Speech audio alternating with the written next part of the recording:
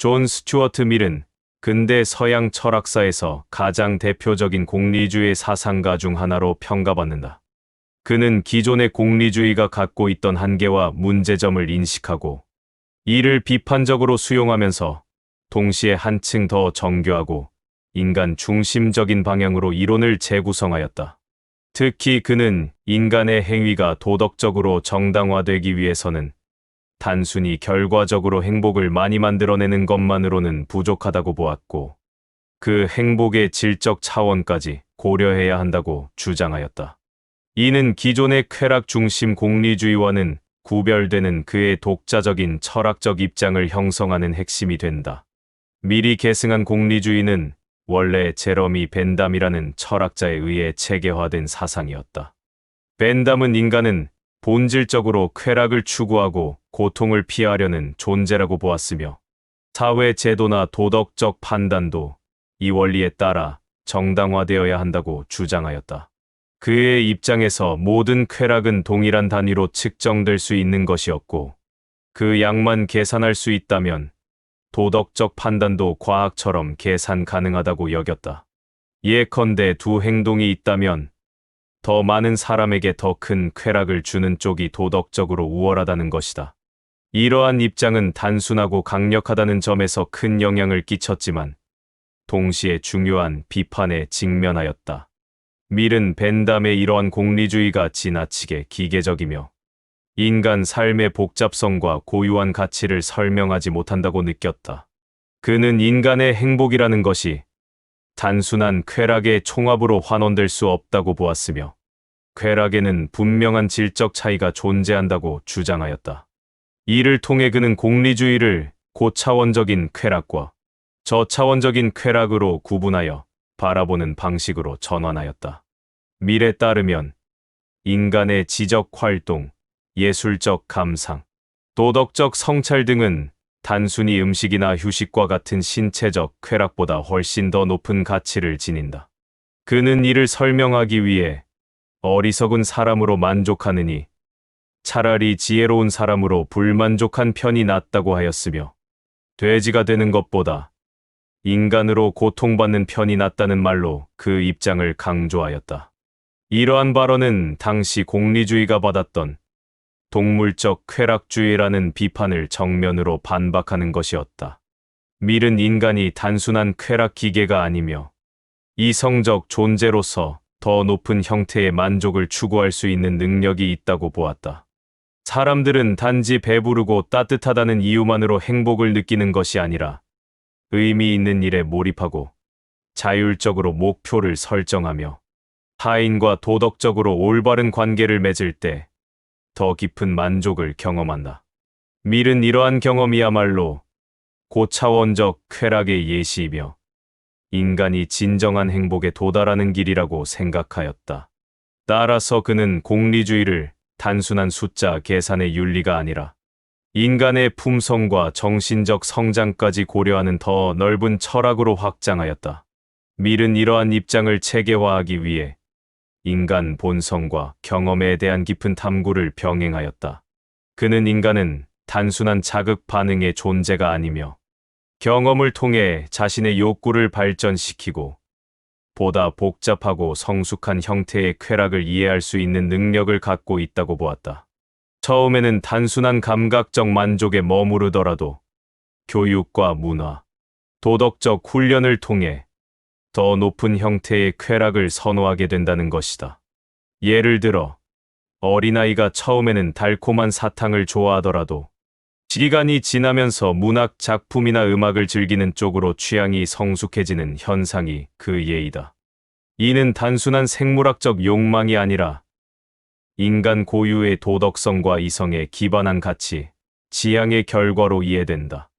마지막으로 밀은 이러한 질적 공리주의를 통해 도덕 판단의 기준을 마련하려 하였다. 그는 무엇이 도덕적인가를 묻는 질문에 대해 단순히 다수에게 이익이 되는가를 넘어 그 이익이 인간다운 삶을 가능하게 하는가를 따져야 한다고 보았다.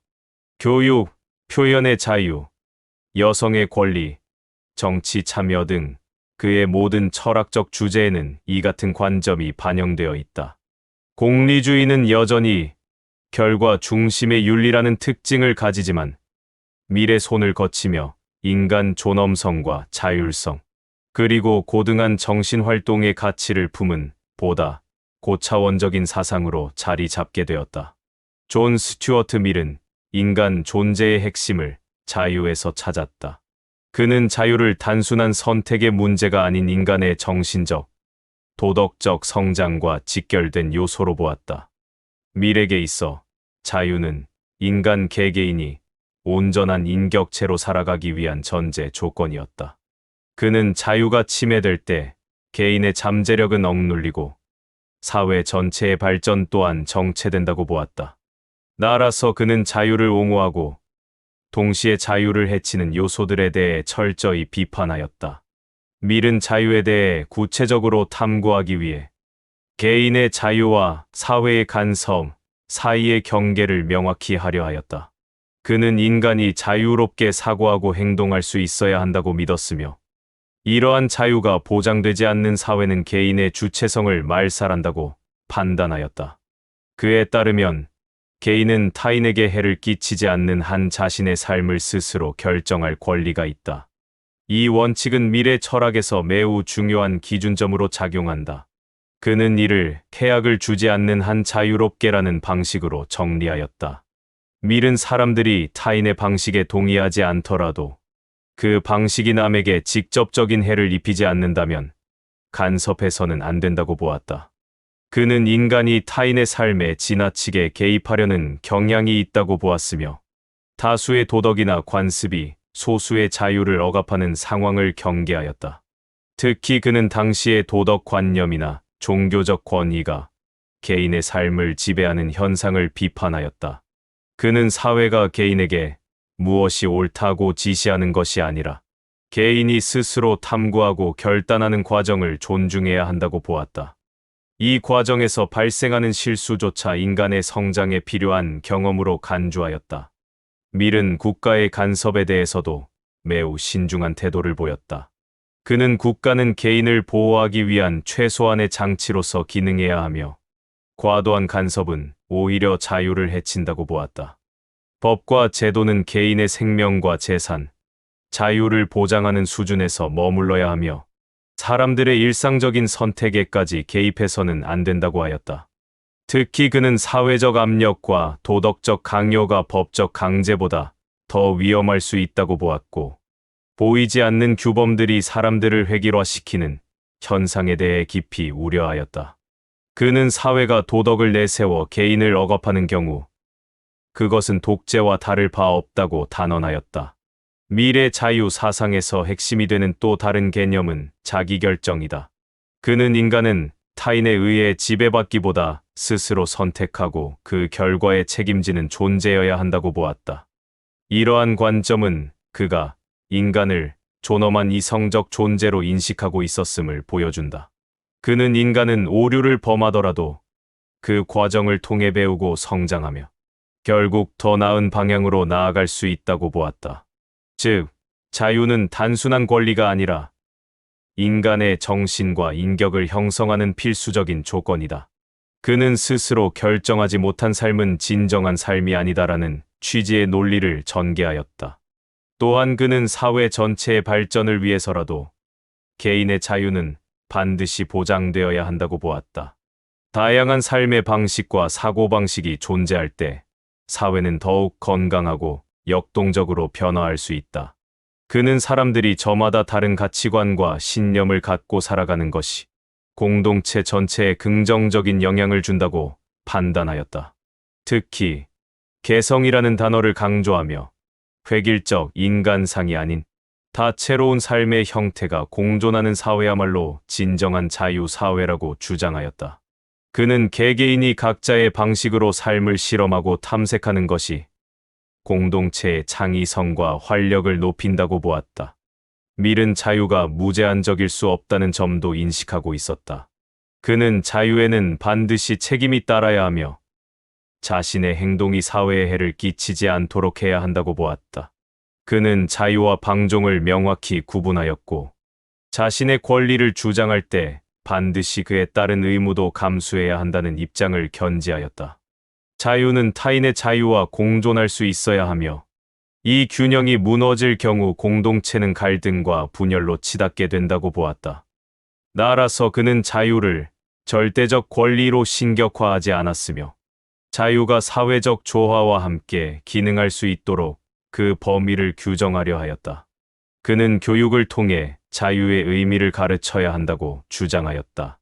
무지한 자유는 오히려 폭력적이고 비합리적인 결과를 초래할 수 있기 때문이다. 그는 시민들이 자유를 누릴 수 있도록 하는 것은 단순히 외적 규제의 철폐만이 아니라 내면의 성숙 또한 필요하다고 보았다. 자유로운 존재가 되기 위해서는 판단력, 도덕성, 공감 능력 등이 뒷받침되어야 하며 이것이 없는 자유는 오히려 사회에 해악이 된다고 하였다. 그는 교육이 바로 그런 성숙을 가능하게 만드는 핵심 수단이라고 보았다. 미래 자유로는 근대 민주주의와 인권 사상의 발전에 지대한 영향을 주었다. 그는 단순히 법적 권리로서의 자유를 주장한 것이 아니라 인간 삶 전반을 구성하는 철학적 전제로서 자유를 이해하고 있었다. 이 점에서 그의 사상은 추상적인 이론이 아니라 매우 실천적인 사회적 비전을 담고 있다고 볼 수 있다. 그는 인간이 인간다울 수 있는 가장 중요한 조건으로 자유를 보았고 그 자유를 보호하기 위한 철학적, 제도적 장치를 모색하였다. 이러한 노력은 이후 많은 사상가와 정치운동에 영감을 주었고 오늘날에도 여전히 깊은 울림을 준다. 존 스튜어트 밀은 인간의 사유와 사회의 진보가 가능하려면 반드시 표현의 자유가 전제되어야 한다고 주장하였다. 그는 단순한 말의 자유를 넘어 사상과 의견, 감정, 신념, 종교적 확신에 이르기까지 모든 표현의 형태가 자유롭게 허용되어야 한다고 보았다.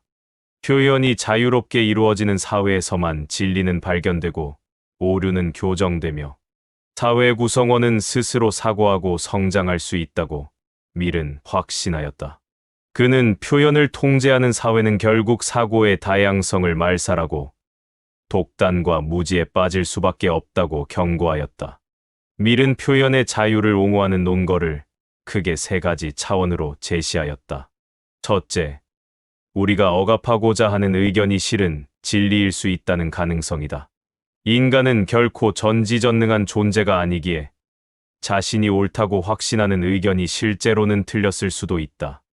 따라서 어떤 의견도 비록 그것이 우리에게 불편하거나 위험하게 들리더라도 그것이 사실일 가능성을 무시해서는 안 된다. 진리는 때로 다수의 상식이나 권위 있는 전통을 거슬러 나오는 경우가 있으며 역사 속에서도 기존의 믿음을 전복시킨 많은 사례가 존재한다. 밀은 이 점에서 표현의 자유는 단순한 허용이 아니라 진리를 발견하기 위한 필수 조건이라고 보았다. 둘째로, 억압된 의견이 전적으로 틀렸다고 하더라도 그것을 논박하고 대화하는 과정에서 기존의 진리는 더 깊이 이해되고 명확히 정립된다고 하였다.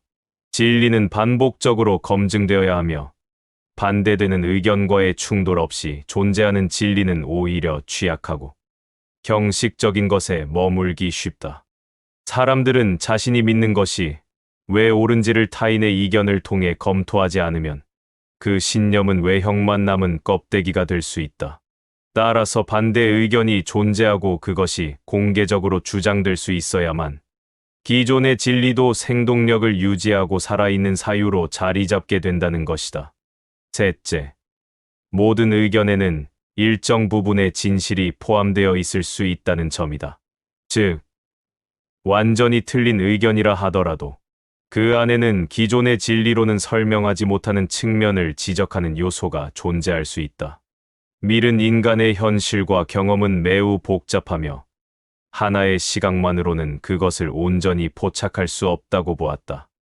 따라서 다양한 관점들이 공존하고 논쟁하는 공간이 필요하다. 그렇게 서로 다른 조각들이 충돌하고 조합되는 과정을 통해 우리는 더욱 포괄적이고 균형 잡힌 진리에 다가갈 수 있게 된다고 밀은 믿었다. 밀은 이러한 철학을 바탕으로 표현의 자유에 대한 억압은 단순히 한 사람의 권리를 침해하는 문제가 아니라 사회 전체가 지적 정체 상태에 빠지는 계기가 된다고 보았다. 표현을 억누르는 사회는 결국 내부의 비판을 무력화시키고 문제를 감추며 점점 스스로를 속이게 된다. 밀은 침묵의 강요가 지속되는 곳에서는 비판이 사라지고 권력이 오만해지며 무지와 고착된 편견이 지배하게 된다고 경고하였다. 그는 언로가 막힌 사회는 필연적으로 사고가 경직되고 새로운 가능성을 수용하지 못하게 된다고 강조하였다. 표현의 자유는 단지 말로만 보장된다고 해서 실현되는 것이 아니다. 밀은 실질적인 표현의 자유가 보장되려면 사회적 분위기와 문화 또한 그것을 뒷받침해야 한다고 보았다. 사람들 사이에 침묵을 강요하거나 다른 생각을 가진 이들을 조롱하고 배제하는 문화는 표현의 자유를 사실상 무력화시키는 방식이 된다. 그는 사람들 각자가 서로 다른 생각을 가졌을 때 그것을 이해하고 존중하는 태도가 필요하다고 강조하였다. 표현의 자유가 지켜지기 위해서는 단지 법률뿐만 아니라 관용의 문화와 열린 태도가 수반되어야 한다는 것이다. 밀은 특히 소수 의견의 표현이 억압받을 때 사회가 얼마나 위험해질 수 있는지를 강조하였다. 다수가 동의하지 않는 의견, 대중과 다른 신념, 급진적이거나 비전통적인 사상들은 가장 먼저 공격받기 마련이다. 그러나 바로 그런 의견들 중 일부가 세상의 방향을 바꾸는 씨앗이 될 수 있다. 그는 특정한 의견이 사회적 통념에 반한다고 해서 침묵시키는 것은 그 사회가 진보할 수 있는 가능성을 스스로 제거하는 것과 같다고 보았다. 그는 사회가 건강하게 발전하기 위해서는 가장 불편한 의견일지라도 표현의 장에 나올 수 있도록 허용해야 한다고 하였다. 밀은 표현의 자유를 단순히 개인의 권리로만 보지 않았다. 그는 이것이 공동체 전체의 이익과도 연결된다고 주장하였다. 다양한 생각이 자유롭게 부딪히고 논쟁하고 토론될 수 있는 사회야말로 진정한 진보를 이룰 수 있다. 그는 진리는 오직 고요함 속에서가 아니라 갈등과 대립을 통해 정련되어 간다고 보았다. 그리하여 그는 표현의 자유를 보호하는 것이야말로 가장 강력한 사회적 안전장치이자 지속 가능한 공동체를 유지하기 위한 필수 조건이라고 판단하였다. 이러한 밀의 주장은 당시 유럽 사회의 검열과 종교 권위, 사회적 위선에 대한 정면 비판이었다. 그는 많은 이들이 자신의 생각을 솔직하게 말하지 못하고 주변의 시선과 제도의 틀에 맞추어 침묵하거나 위선을 택하고 있는 현실을 날카롭게 비판하였다. 그는 인간이 자유롭게 말하지 못하는 사회는 결국 자유롭게 생각하지 못하는 사회가 되며 이는 인간 정신에 대한 모욕이라고까지 단언하였다.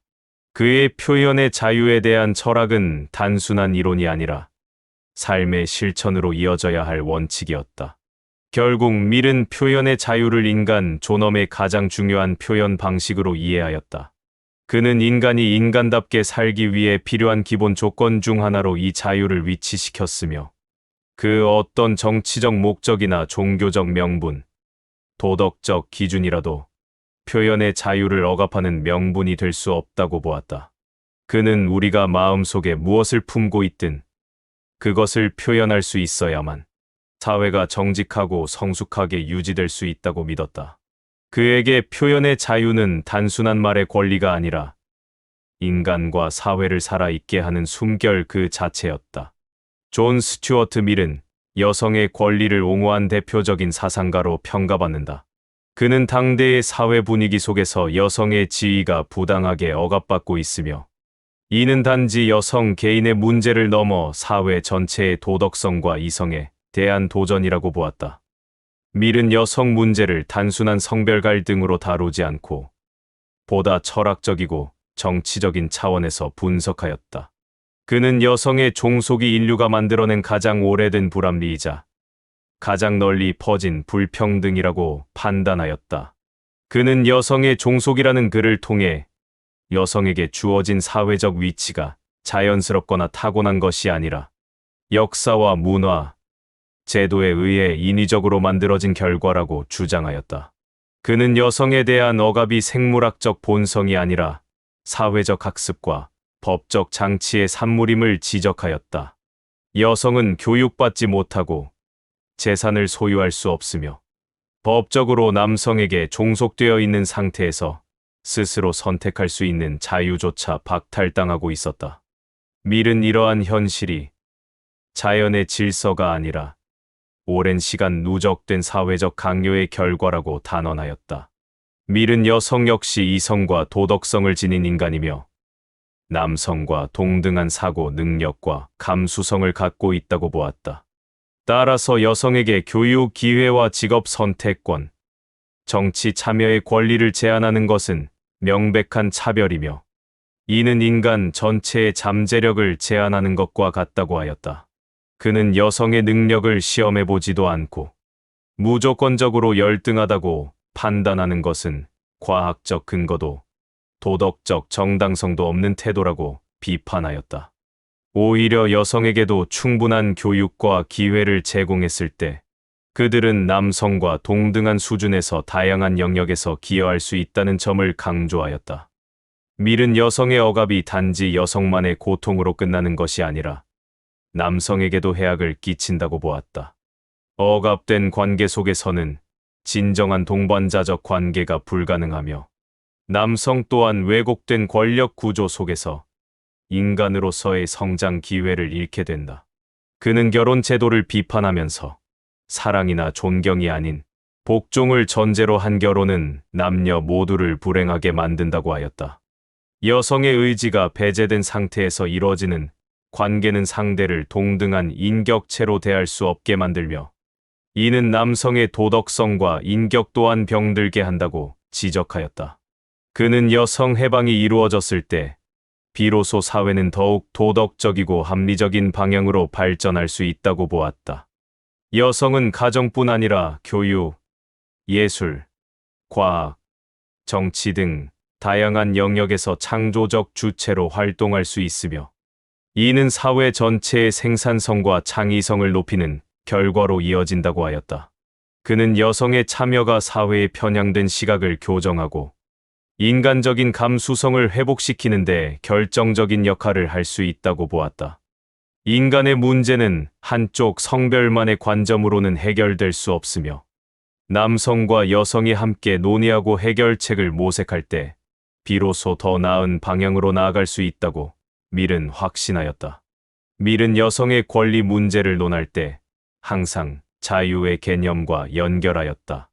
그는 자유를 인간 존재의 핵심 요소로 보았고 자유가 없는 상태는 곧 인간성의 훼손으로 인식하였다. 여성에게 자유가 부정된 사회는 절반의 인구가 인간으로서 온전히 기능하지 못하도록 만드는 사회이며 이는 그 자체로 퇴보된 사회라고 밀은 단언하였다. 그는 여성들이 자유롭게 사고하고 발언하며 선택할 수 있는 조건이 갖춰졌을 때 비로소 인간 사회는 도덕적 성숙과 지적 다양성을 확보할 수 있다고 보았다. 밀은 여성 참정권에도 적극적인 입장을 보였다. 그는 여성도 시민으로서 정치에 참여할 권리가 있으며 이 권리가 보장되지 않는 한 진정한 민주주의는 실현될 수 없다고 보았다. 그는 여성들이 정치에 무지하다는 주장을 반박하며 그것은 권리를 박탈당한 결과일 뿐이며 권리를 부여받았을 때 교육과 경험을 통해 충분히 참여할 수 있다고 하였다. 그는 여성에게 투표권을 주는 것이 단지 권리의 문제가 아니라 사회가 올바른 방향으로 나아가기 위한 책임의 문제라고 인식하였다. 또한 밀은 여성 억압의 가장 본질적인 문제를 습관과 인식의 구조에서 찾았다. 사람들은 오랜 시간 반복되어 온 사회적 구조와 전통에 익숙해지면서 그것이 자연스럽고 당연한 것으로 착각하게 된다. 그는 이러한 인식이 가장 강력한 억압의 형태라고 하였다. 법이나 제도의 차원이 아니라 사람들의 생각 속에 자리 잡은 편견과 고정관념이야말로 여성의 자유를 억누르는 가장 무서운 장애물이라고 보았다.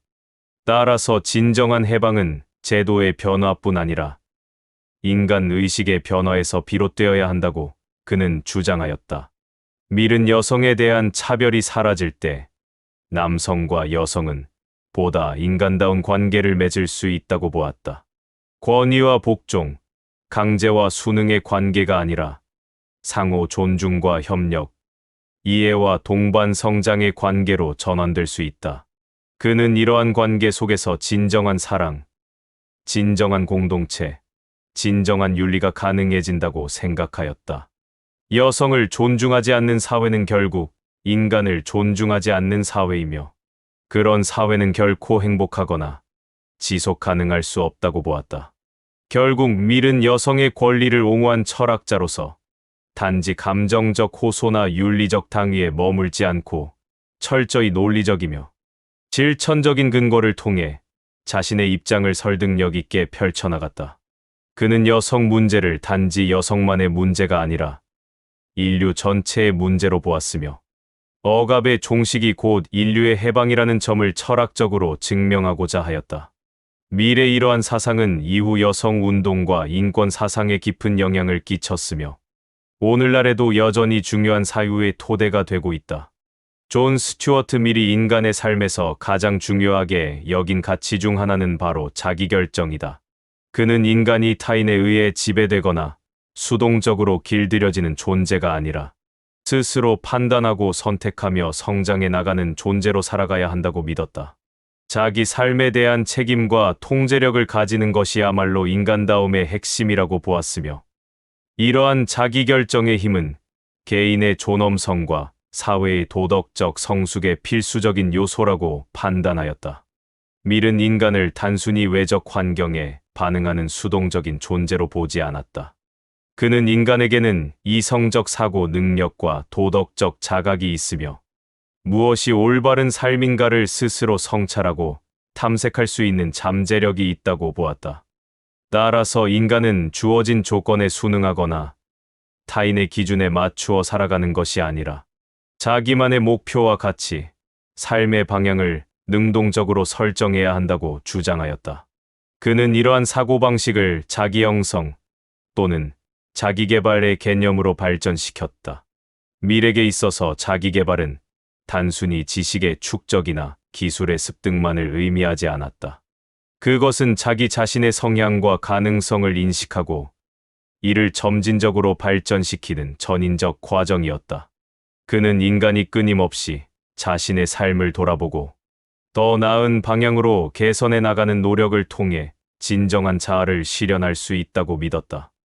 이는 단순한 교육의 문제가 아니라 끊임없이 자신을 변화시키려는 내면의 의지와 결단의 문제였다. 인간은 누구나 자기 안에 더 나은 가능성을 품고 있으며 그것을 실현해가는 여정이 곧 인간 삶의 의미가 된다고 보았다. 그는 이 과정에서 가장 중요한 것은 강제된 외적 규율이 아니라 스스로 설정한 내적 기준이라고 강조하였다. 타인의 명령이나 사회적 압력에 의해 행동하는 것이 아니라 자신이 옳다고 판단한 원칙에 따라 살아가는 삶이야말로 성숙한 인간의 모습이라고 생각하였다. 밀은 이러한 자율적인 삶이야말로 도덕적으로 책임 있는 존재가 되는 길이며 진정한 자유는 외적 구속이 없는 상태가 아니라 스스로를 통제하고 이끄는 능력에 있다고 보았다. 그는 개인의 삶이 존중받기 위해서는 다양한 삶의 방식이 가능해야 한다고 하였다. 사람은 저마다 고유한 성향과 관심사를 가지고 있으며 일률적인 기준으로 삶을 강요하는 것은 인간의 창의성과 자유를 억누르는 일이라고 보았다. 그는 사회가 모든 사람에게 똑같은 가치와 목표를 강요하는 것을 위험한 집단주의로 보았고 오히려 다양한 실험과 실패, 시행착오를 통해 각자가 자기 삶의 길을 찾아가야 한다고 믿었다. 그는 이를 통해 인간은 더 넓은 세계를 이해하고 더욱 성숙한 존재로 거듭날 수 있다고 확신하였다. 밀은 개인의 삶이 온전히 주체적으로 구성될 때 비로소 그 삶은 의미를 가질 수 있다고 보았다. 그는 남이 정해준 틀에 따라 살아가는 삶은 아무리 편안하고 안정적이라 해도 그 사람에게 진정한 만족이나 자부심을 주지 못한다고 하였다. 오히려 불확실하고 불완전하더라도 자신의 뜻에 따라 선택한 삶이 훨씬 더 인간다운 삶이라고 믿었다. 그는 인간이 스스로의 선택으로 인해 실수를 겪고 좌절하더라도 그 과정 자체가 가치 있는 것이라고 강조하였다. 실수는 배움의 기회이며 자기 자신을 더 깊이 이해하게 해주는 계기가 된다고 보았다. 그는 이러한 자기 결정과 자기 개발이 단지 개인에게만 좋은 것이 아니라 사회 전체에도 긍정적인 영향을 준다고 보았다. 자기 삶을 주체적으로 살아가는 사람들은 보다 책임감 있게 공동체에 참여하며 독립적인 사고를 통해 사회의 다양성과 창의성을 촉진시킨다. 그는 한 사회가 건강하려면 구성원 각자가 자신의 삶을 주체적으로 살아야 하며 그런 개인들이 모여야만 진정한 의미의 시민사회가 형성될 수 있다고 믿었다. 그는 단순한 수능자들의 집합은 결코 도덕적으로 진보할 수 없으며 주체적인 인간들만이 시대의 변화를 만들어낸다고 보았다.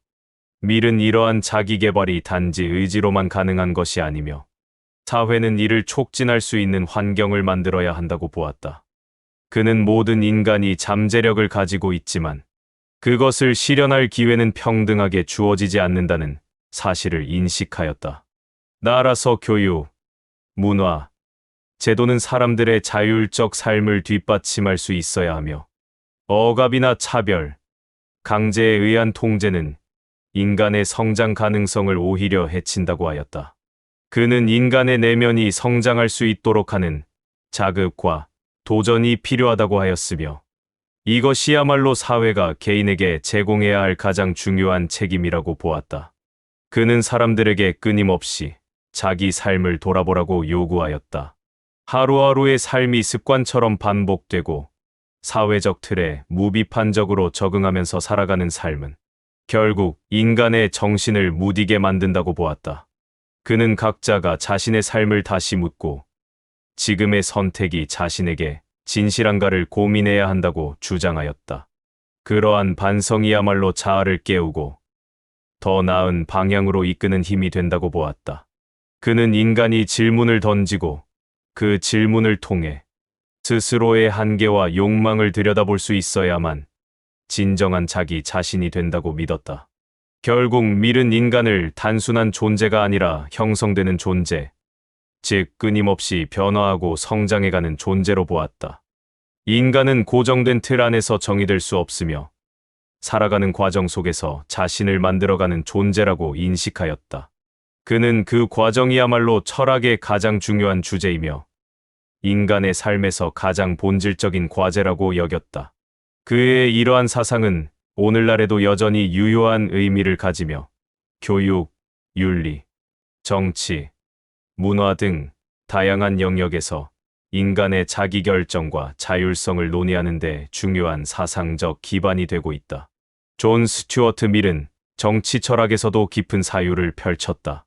그는 인간의 자유와 자율성이 실현되기 위해서는 단지 개인의 차원에서만이 아니라 정치적 제도와 구조 속에서도 그러한 가치가 뒷받침되어야 한다고 보았다.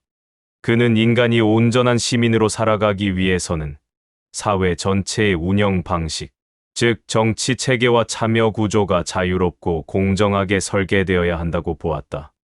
이러한 인식은 그가 대의민주주의에 깊은 신뢰를 보낸 이유이기도 하다.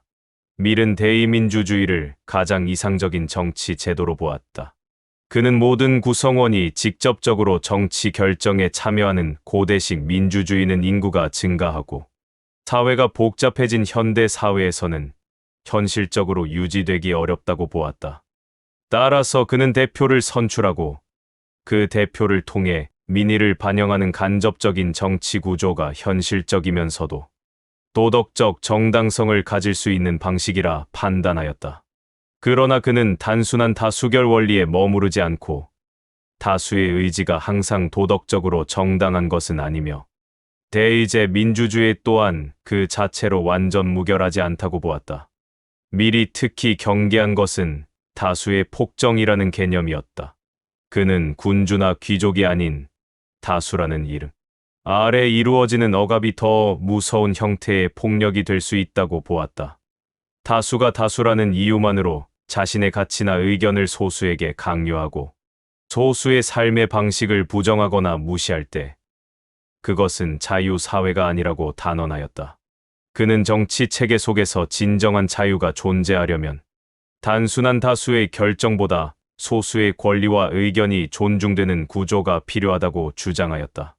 그는 이와 같은 맥락에서 대중의 감정이나 여론이 진리나 정의를 보장하지 않는다고 보았다.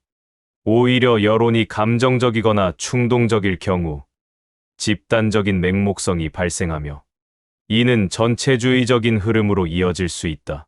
그는 군중 심리가 도덕적 판단보다 앞설 때 사회는 매우 위험한 방향으로 치닫게 된다고 보았다.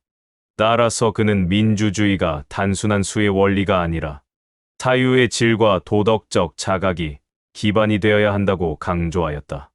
밀은 정치 참여에 있어서도 단순한 형식적 평등보다는 실질적인 성숙이 중요하다고 보았다. 그는 모든 시민이 정치에 참여할 수 있는 권리를 가져야 하지만 동시에 그 참여가 공동체의 책임감을 갖고 이루어져야 한다고 보았다. 그는 이를 위해 교육이 필수적이라고 판단하였다. 시민이 사회 문제에 대해 스스로 사고하고 판단할 수 있는 능력을 가질 때 비로소 민주주의는 단순한 제도가 아닌 실제 작동하는 정치 철학으로 기능할 수 있다고 믿었다. 그는 선거 제도에 대해서도 깊은 관심을 가졌다. 그는 단순히 다수의 지지를 받는 자가 권력을 가지는 방식이 아니라 다양한 의견이 대표될 수 있는 다원적인 구조를 모색하였다.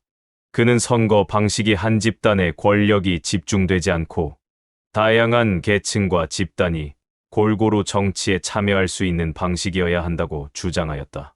그는 특정 계층이 권력을 독점하는 상황을 방지하기 위해 교육 수준이나 공공, 기여도 등을 반영한 대표제 도입을 검토하였다.